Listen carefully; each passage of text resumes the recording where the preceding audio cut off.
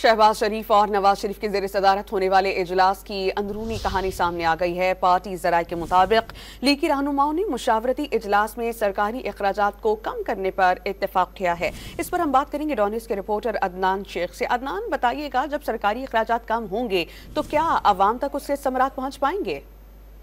जी बिल्कुल, आइंदा माली साल के बजट में आवाम को रिलीफ देने के मामले पर आज एक अहम इजलास जाती उम्र में हुआ है और शहबाज शरीफ नवाज शरीफ की सदारत होने वाले इजलास में जो है वो सरकारी अखराजात को कम करने पर इत्तेफाक किया गया। जबकि इस इजलास में नवाज शरीफ से वफाकी और सूबाई सतह पर सरकारी अखराजात कम करने के हवाले से तजावीज़ भी ली गई और इजलास में 200 यूनिट तक बिजली इस्तेमाल करने वाले सारिफिन को हुकूमत की जानिब से रिलीफ देने पर इत्तेफाक किया गया और ये कहा गया कि लाहे अमल को मुकम्मल किया जाए। जबकि इजलास में ये भी कहा गया कि वफाकी बजट IMF प्रोग्राम की शराइत के मुताबिक मरतब किए जाने पर जो है वो इत्तेफाक होगा और इस इजलास में आइंदा बजट में आवाम को हर मुमकिन रिलीफ देने की इक़दाम की तजावीज़ पर जो है तफसीली तबादला ख्याल किया जाएगा। अदनान, बहुत शुक्रिया, आपने हमें अपडेट किया।